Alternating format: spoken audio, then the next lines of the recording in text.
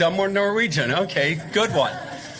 Well, I'd like to start by thanking my family, my two daughters, Britta, Carlin, my son-in-law, little Jack, and Georgia and Maddie.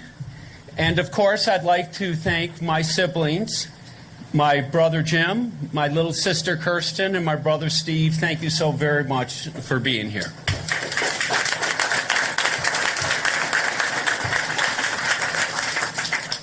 So why am I here today? It's really simple. I love my country. And everywhere I look today in my country, I see it failing. And sometimes I don't recognize what's happening. So many came to this country, to this beautiful country, to chase this American dreams. That's what my ancestors did. If you could allow me, let me tell you a little bit about the decision my ancestors had to make. My great-grandfather and great-grandmother, who had 5 children, lived on a little farm called the Hovde farm, which means the head of the mountain outside of Voss, Norway. We're all Norwegians. My great-grandfather wasn't the oldest son. That meant he didn't inherit the farm. And because of that, with his growing family, that farm, because it was a very small farm, could not support the family of his older brother and his other siblings, and obviously his growing family. So they knew they would all have to disperse at some point. So they made the difficult decision, but the bold decision, to go to the land called America, that land of freedom and prosperity. And that's what they did. They took off pre-modern technology and took 5 kids with my great-grandmother pregnant off the top of that mountain. I don't even know how they got them down to Voss, and then through boats to London and on to Ellis Island. And then through Ellis Island, they took trains up into Canada, through Canada, and then dropped down into the Dakotas, where they took wagon trains down to a farm of Norwegian immigrants that went before them. Now, when I say they had nothing, I mean they had nothing. They had the clothes on their back, a couple bags, a few more clothes, and a few precious items. They lived in a shack of about 20 by 30. 1 door, 1 window, 1 bed, 1 stove. That's where they had their 5 children and where my great-grandmother gave birth to their 6th child. Well, they couldn't stay in that spot long because that was their friend's farm and they needed to move on. So they emigrated to northern Wisconsin by Hayward, a logging camp, where my great-grandfather went to work for them. But after a season, my great-grandmother said, "We can't stay here." Why?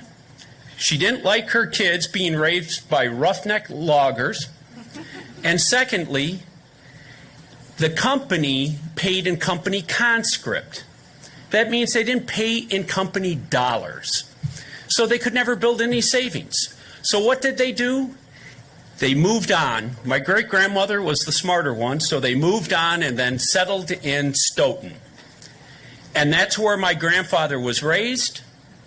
And at 9 years old, he started working for a butchery.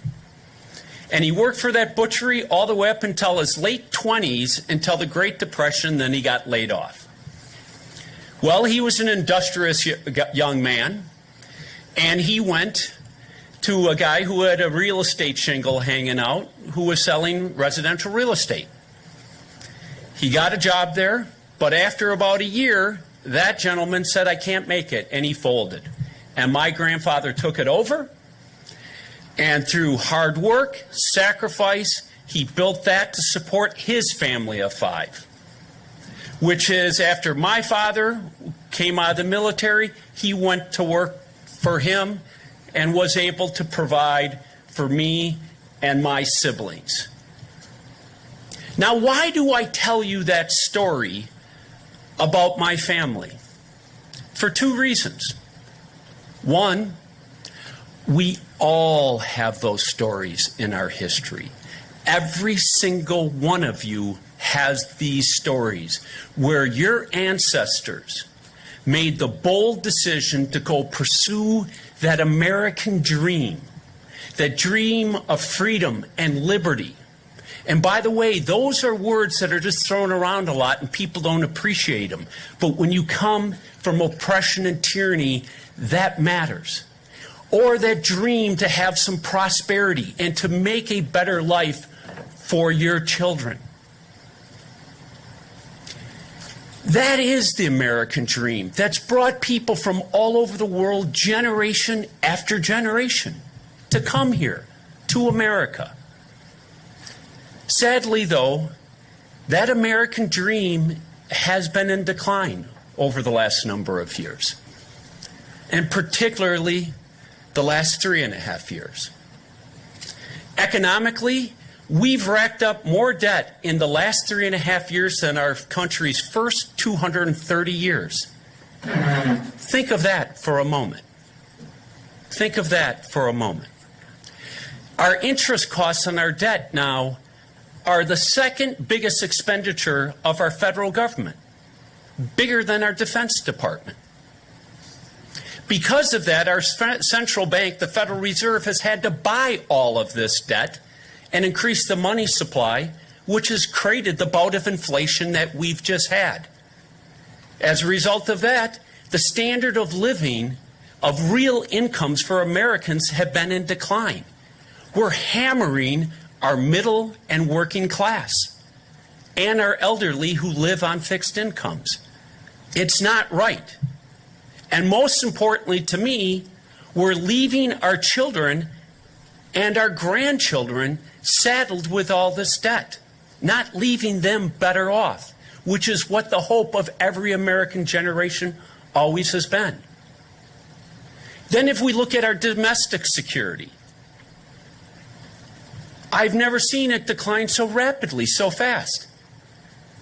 We had one of the, I'm sorry, dumbest ideas of all time, defund the police. How has that worked out? Horribly for our major cities, particularly. Crime has exploded all over our country. Or how about our southern border?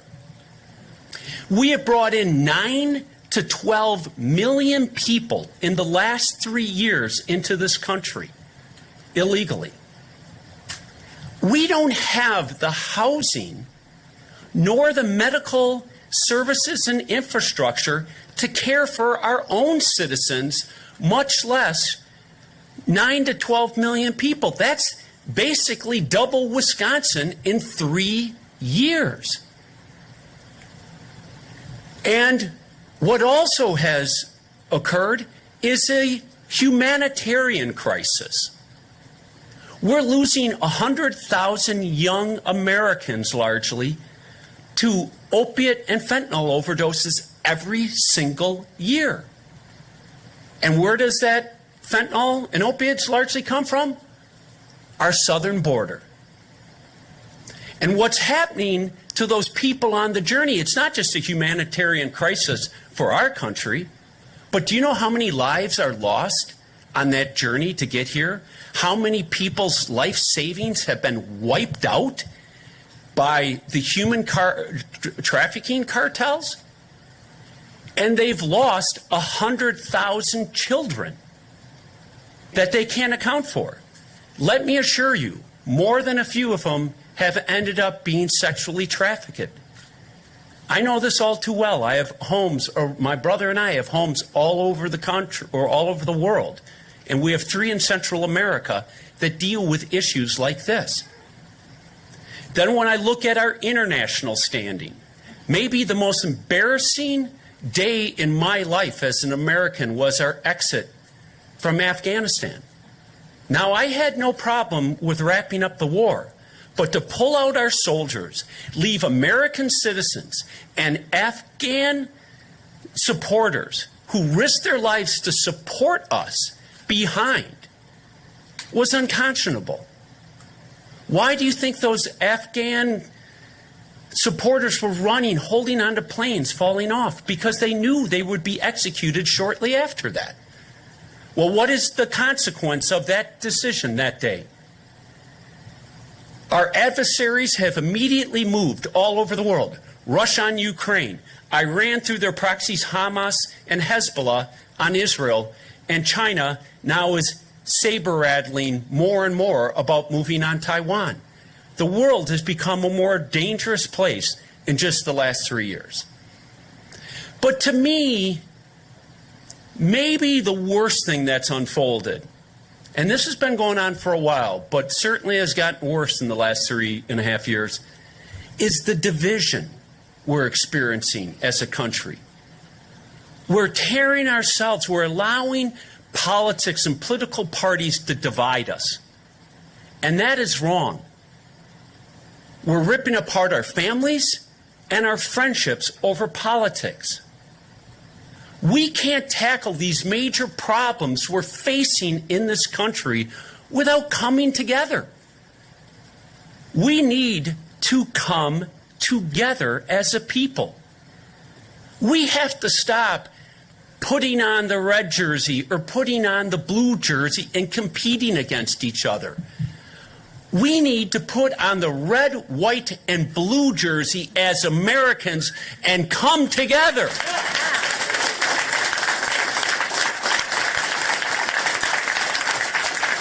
Thank you. Now, President Reagan, to me, was the most consequential president of my lifetime. And he had many wonderful quotes. But I thought his most important one, and his most consequential one, and probably the most timely for us right now,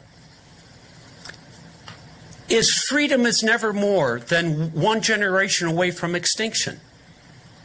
It's not passed on to our children through our bloodstream. It must be fought for, protected, and handed on for them to do the same. So because of that, because of where my country is, because of my love for my country, I have decided to run for the U.S. Senate. Thank you.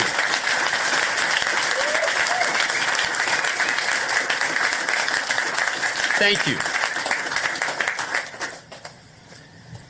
If the great people of Wisconsin decide to elect me, I promise you I am going to go after and fixing our economic issues. I am going to, yes. Politicians, in large part, don't understand how an economy works, and certainly not our modern financial economy. We need economic competency brought to Washington, D.C. And we have to stop driving ourselves deeper and deeper and deeper into debt. We have to create policies that expand our middle class and our working class, because that's what makes a country strong, a big, vibrant, healthy middle class. And it's what supports a democracy.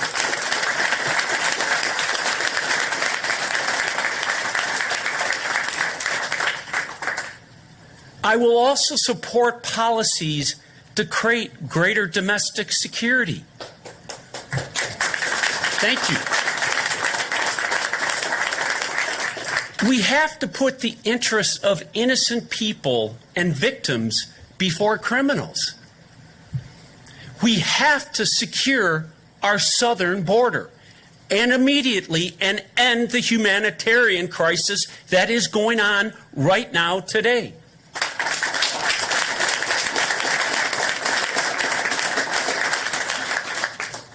Internationally, I will support positions that strengthen our position in the world.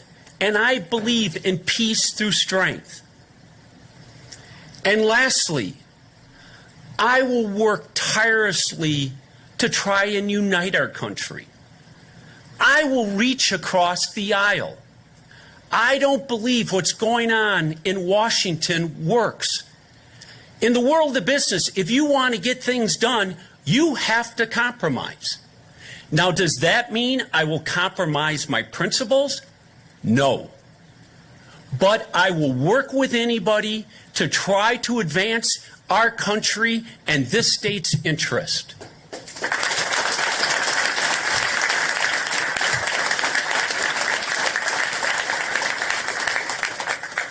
Now, if I may address Senator Baldwin.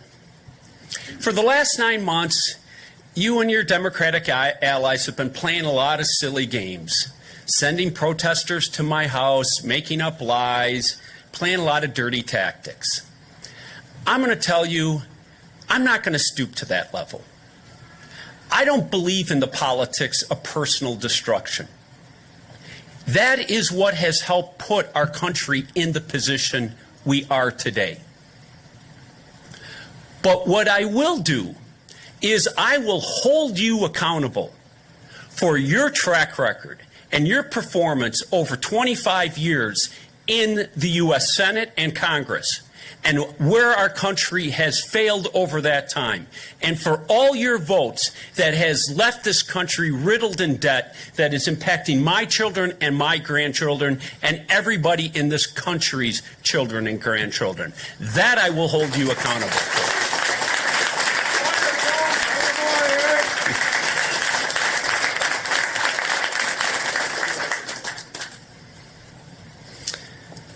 So,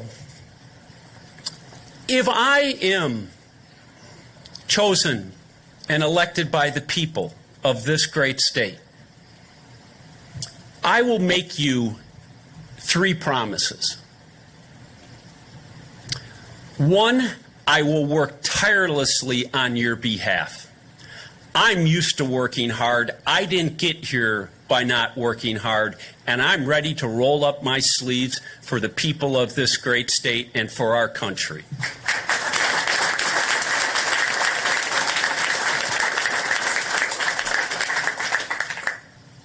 2, corruption in Washington has become prevalent.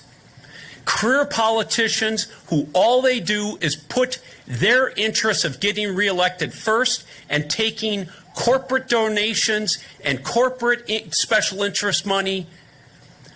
I won't take one of their dollars. I can't be bought, and I will not be bought and will not take any corporate special interest.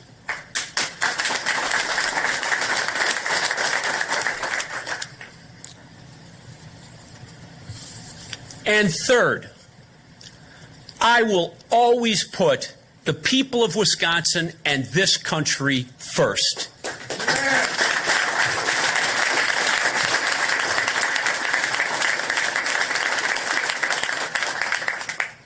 Now I have 3 questions for you. Are you ready to go fight for your country?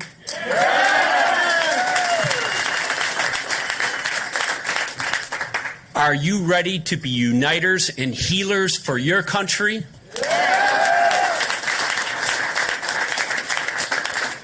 Are you ready to restore the American dream?